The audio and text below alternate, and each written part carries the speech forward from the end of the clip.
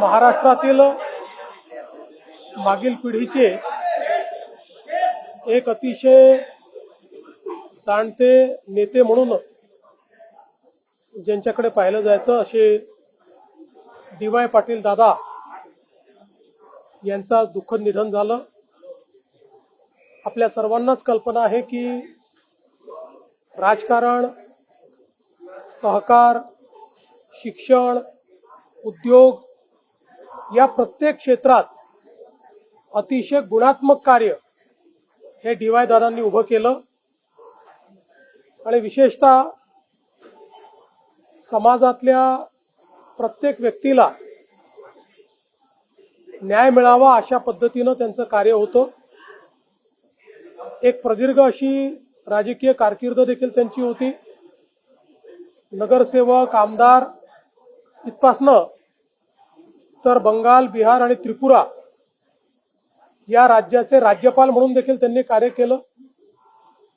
आपल्या विविध संस्थांच्या माध्यमातून एक मोठं शिक्षण क्षेत्रातलं साम्राज्य त्यांनी उभं केलं। सहकार क्षेत्रात अतिशय उत्तम काम केलं, उद्योग क्षेत्रात काम केलं आणि सगळ्यात महत्त्वाचं अजात शत्रू अशा पद्धतीचं त्यांचं व्यक्तिमत्व होतं। समाजातल्या सर्व लोकांची, सर्व पक्षाच्या लोकांची, सर्व विचारांच्या लोकांची अतिशय सलोख्याचे त्यांचे संबंध होते। मला देखील अगदी जवळून त्यांच्याशी संपर्क ठेवता आला आणि निश्चितपणे त्यांचं जे व्यक्तिमत्व होतं ते अगदी हवं असं वाटणार अशा प्रकारचं व्यक्तिमत्व होतं। त्यांच्या जाण्यामुळे निश्चितपणे जुन्या पिढीतला एक जाणता नेता, एक द्रष्टा नेता आपल्यातनं निघून गेलेला आहे। मी त्यांना विनम्र श्रद्धांजली अर्पण करतो। त्यांच्या कुटुंबावर आज हे जे दुःख कोसळलेलं आहे ते सहन करायची शक्ती ईश्वराने त्यांना द्यावी। श्री सतेज बंटी पाटीलजी यांच्याशी माझं फोनवर बोलणं झालं। त्यांना माझ्या शोक संवेदना मी दिलेल्या आहेत आणि पूर्ण शासकीय इतमामात त्या ठिकाणी त्यांचा अंत्यसंस्कार व्हावा अशा प्रकारचे निर्देश देखील देण्यात आले आहेत। उपमुख्यमंत्री सुनेत्र पवार यांच्याबद्दल काँग्रेस कोणी केलं? मला असं वाटतं की अतिशय खालच्या स्तरावर हे उतरलेले आहे। मुळामध्ये यांना कुठलाही रिस्पॉन्स मिळत नाही, कोणी विचारत नाही, त्यामुळे न्यूज मध्ये येण्याकरता अशा पद्धतीचं काम चाललेलं आहे।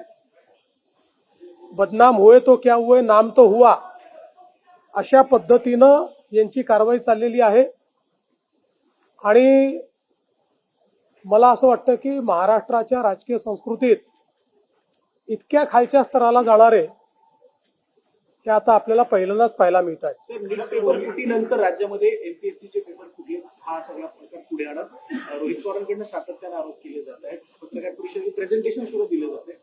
मी कुठलेही प्रेझेंटेशन वगैरे आज बघितलेलं नाही, पण यापूर्वी त्यांनी ज्यावेळेस आरोप लावले त्यावेळेस त्याचं उत्तर स्वतः एमपीएससीने दिलेलं आहे आणि एमपीएससीने त्या संदर्भात जरी 3 महिन्यांनी आरोप झालेला असला तरी पोलीस कंप्लेंट केलेली आहे आणि पोलीस चौकशीची मागणी स्वतः एमपीएससीने केली।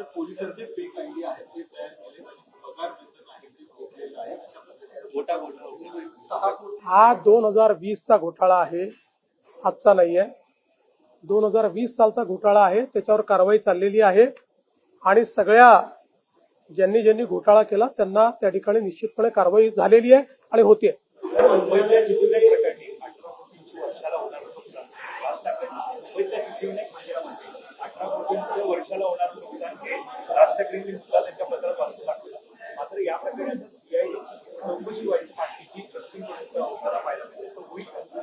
बघा, कुठेही शंका निर्माण झाली आणि पुरावा असेल तर चौकशी झालीच पाहिजे। त्यामुळे निश्चितपणे या संदर्भातली सगळी चौकशी केली जाईल। सर, खुनाच्या संशयिताला पुण्यामध्ये बुलेटवर पोलिसांनी हिंड वगैरे काढली होती, त्या संदर्भात राज्य मानव अधिकार आयोगानं नोटीस देखील पाठवली। मला माहित नाही, मी नोटीस बघितला नाही।